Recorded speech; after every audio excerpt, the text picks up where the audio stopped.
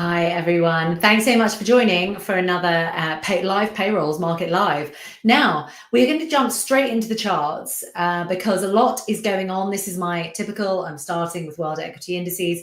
A sea of green is all you need to see there.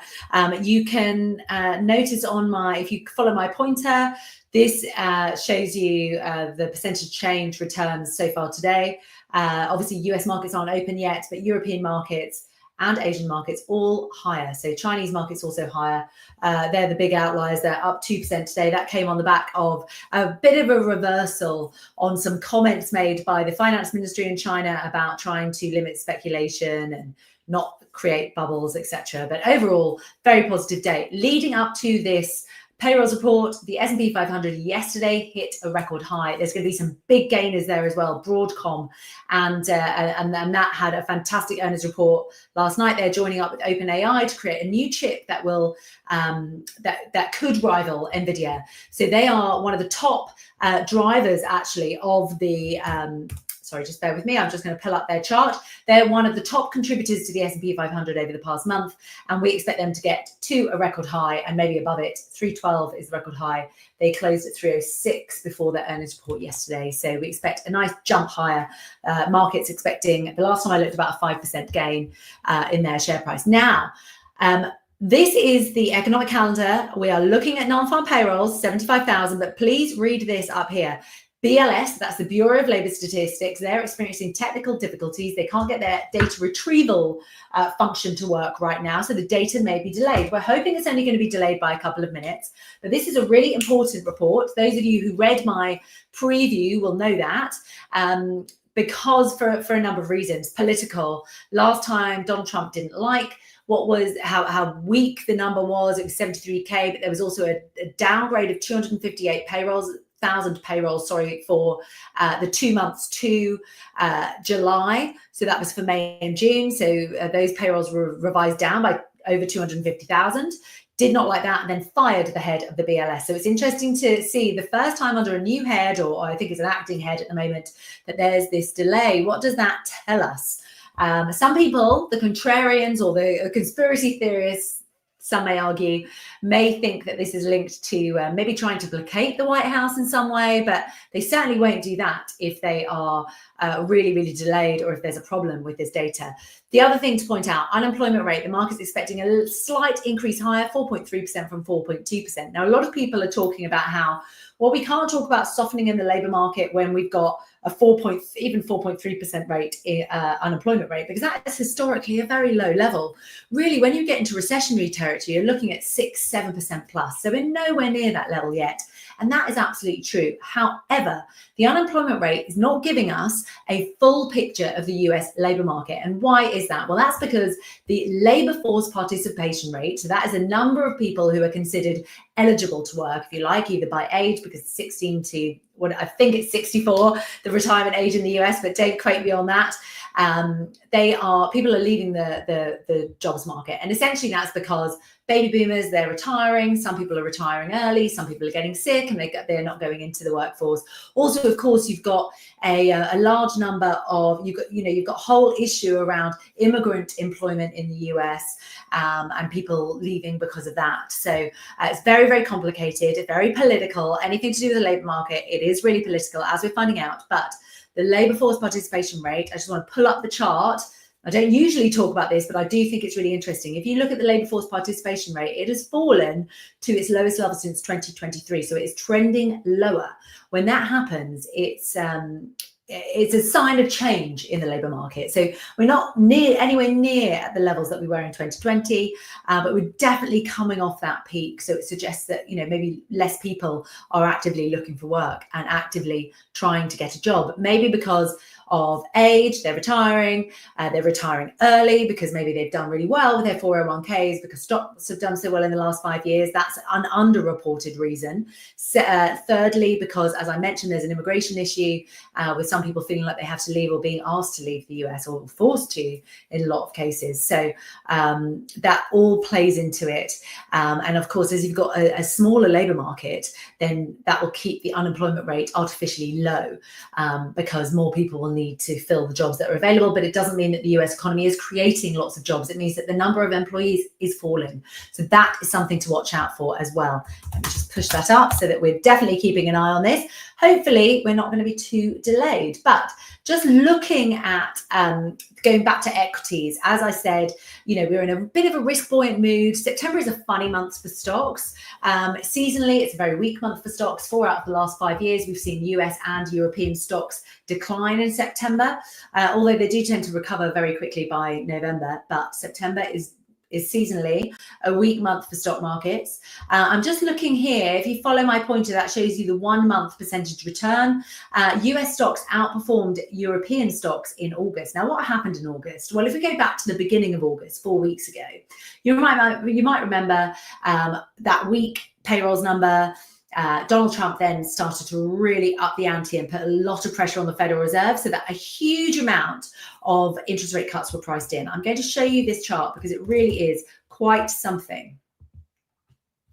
So we now have a 99% chance of a rate hike in September, because the whisper number on the street is that we are going to hit 75K for payrolls today.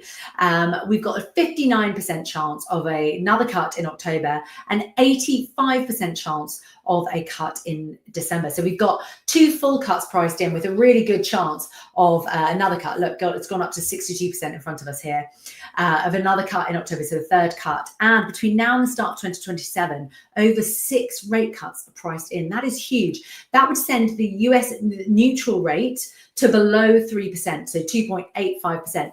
The neutral rate in the UK at the moment a lot of people are thinking it's around about 4%. So that is definitely something to watch out for there.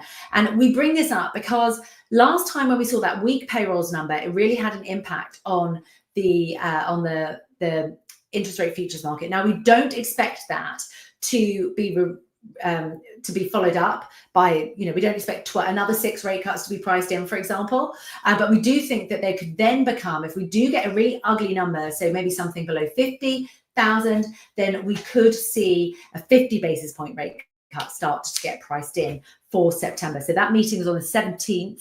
I believe, yes, the 17th of September. So we could see that get priced in. So just watch that. Now, what would that mean? I think a 50 basis point rate cut and a really weak payrolls report could actually limit in some sectors, in some parts of the S&P 500, what does well. But I think it would overall be very, very good for the Magnificent Seven and for the tech stocks, which have really driven higher the S&P 500 in the past month. And actually in recent weeks, we've seen the Magnificent Seven, so those big tech stocks. Broadcom isn't even one of those, but Broadcom is also a key contributor to the S&P 500. We could see that has outperformed the overall S&P 500. So that is definitely something to watch. I just want to show you as well, this is the 2-year government bond yield. It is falling. Yields globally are falling today, but it's down nearly 4 basis points as we lead up to this payrolls report. I am just going to go on to the payrolls report just in case I don't want to miss it. We've now got 40 seconds. So I'll just quickly show you what bond yields are doing.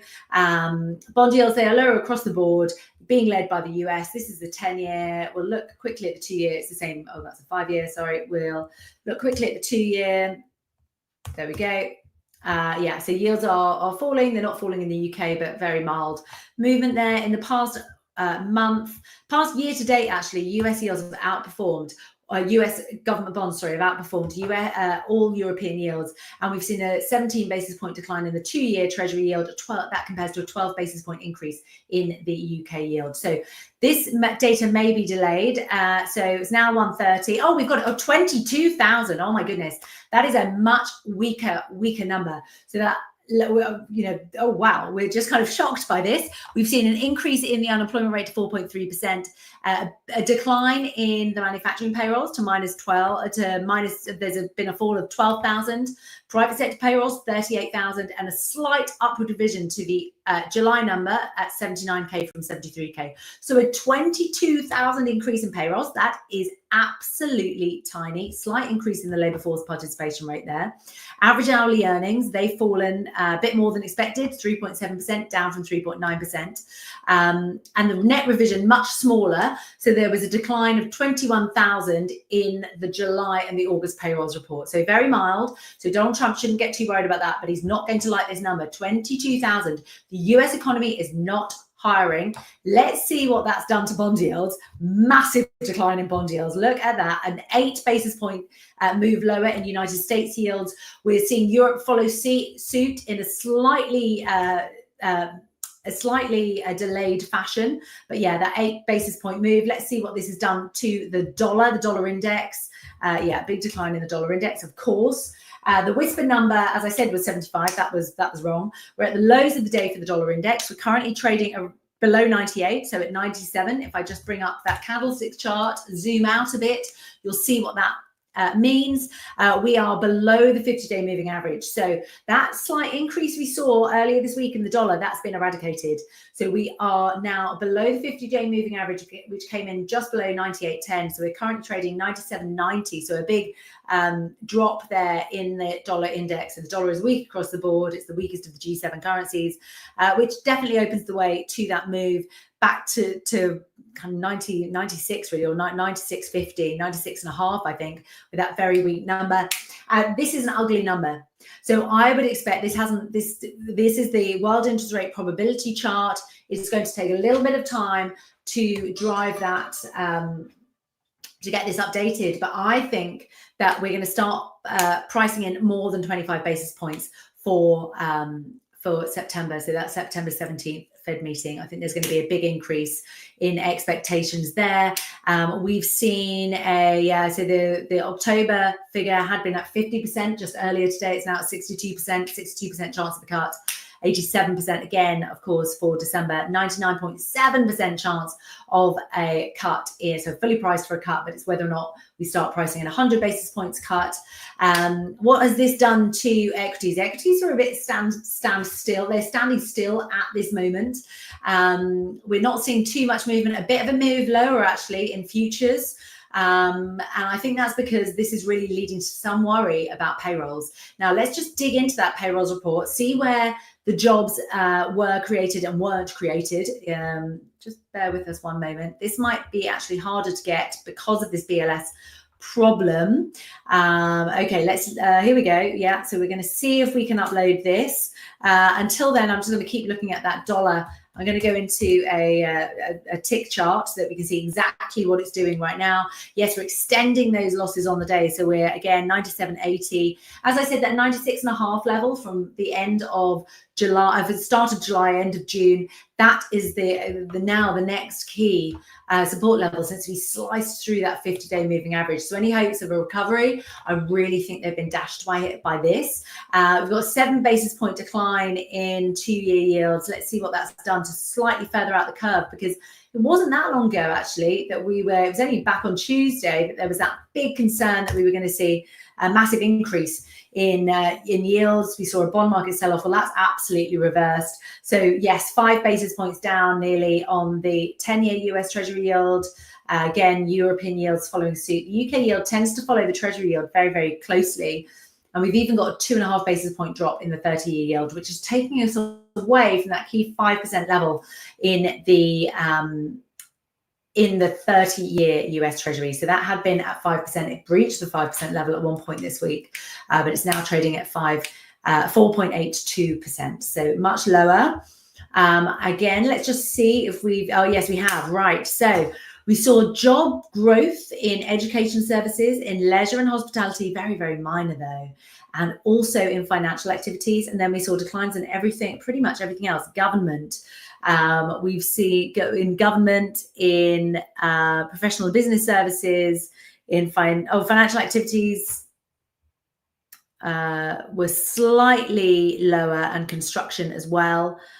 We saw declines in construction, mining and logging, manufacturing, as I mentioned, government, big losses in government. So they were the biggest drag actually, along with professional and business services. So they were the weakest. So as you can see here, this just shows you the overall trend. we're just getting into that negative territory again. And it's not huge declines, right? We've seen bigger job declines earlier in the year in certain sectors. So, for example, in that professional and business services sector, we've seen declines for a while. Manufacturing, the jobs have been being shed in the manufacturing sector for some time, as you can see throughout this bar chart. But if you follow my pointer, that's the August reading. The problem is this time is that we're not creating the jobs on the upside. So let's just chart this to see when was the last time we got a 22k reading. Oh goodness, see, it's not very accurate when you're going back 5 years, because often it's kind of the same. Now obviously we saw that decline. So yeah, June, obviously we got that massive reduction. So that ended up being a revision, which dragged it down to -15. And obviously we've seen some very low numbers because of the fires and other weather related events earlier this year. But this is a very, very low number, considering there weren't any revisions. And it just goes to show essentially that there's not much going on with the US economy. Yes, we're extending to the downside on those futures. We're really not able to capitalize on that, because I think that this is going to lead to a little bit of concern in the market. I still expect Broadcom to do very well, but watch out for those sectors that are really linked cyclically. Now, I've gone back onto the world interest rate probability chart. That's at 99.7%. So we haven't seen too much movement there, but I do expect that to be updated. And I think we will see the chance of of more than 25 basis points get priced into the market. And I'm just watching again. I'm going to go back to the 2-year yield. This is world bond markets. Yeah, so we're down around now 6 basis points. So that's a pretty hefty move, to be honest, considering how great the expectation was for rate cuts already. So that is pretty big. But I just want to, I'm just going to zoom out maybe just to 2023 levels, just to show how far we've fallen. Really, we've had, obviously you get, this is a monthly chart, 2 years of payrolls data. It goes up and down, but it kind of moved sideways for so long, as you can see here, if you just follow my pointer, and now it's really on that downtrend. That is a pretty sharp downtrend for the whole of this year. Now, how will President Trump react? It bolsters obviously the case for a payrolls report. I was just checking the news there just to see if Donald Trump had come out and said anything. Without doubt, I would say in the next half an hour he will. God help the new head of labour market data at the Bureau of Labour Statistics. I'm sure they are going to be really worried about their future, maybe, considering Donald Trump can be very capricious around these things. But I think this is a really big move. We'd kind of traded lower into this report. This is the dollar index daily chart again. So we are moving sideways right now, but we're still below 98. And I think a weekly close below 98 is quite important. I also think if we can't maintain those record highs in the S&P 500 into the weekly close, that could also set us up for some more traditional September behavior for financial markets, with stock markets underperforming.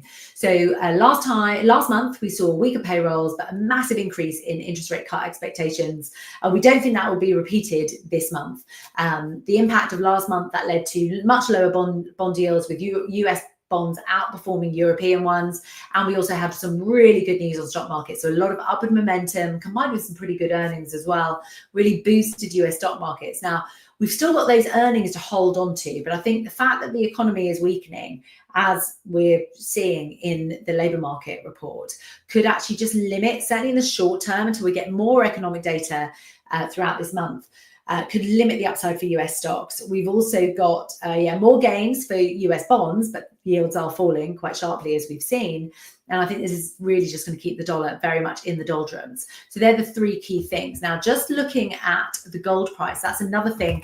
Obviously, gold reached a record high. This has reached record highs this week, has comfortably breached that 3,500 level. Yes, gold is absolutely surging. It's up $40 today, and that's because of these expectations of rate cuts, especially when we're in an inflation environment. So we're worried now about stagflation. So 3,600 could really be on the cards for gold. So stagflation is the key worry. for stocks, for gold right now, for gold investors. That's why people are piling into gold. Whether or not they'll come out of stocks and go into gold, I think that's probably quite reasonable assumption to make, especially as we're seeing the dollar weaken as well. So that's very good news for the gold price. Stagflation, gold is your ultimate inflation hedge. So stagflation is when you get weak economy but strong inflation. That seems to be the position that we're in. Now, we did get a very strong PMI report, and it's worth noting that labour market data is a lagging indicator. But I think overall this is a pretty shocking report. Gold price is higher on the back of this. Bonds are higher, but yields are much lower. Sorry, that's the 30 yield. Let's go back to the 2. So yeah, so we're down 8.7 basis points now. So really extending on that downside and seeing quite a bit of downside as well in, so US stock market futures, they have turned negative now. I do not see this as being as positive for the stock market as last month's was, because we've got a lot priced in terms of the interest rate shock that we saw, which was positive for stocks last month.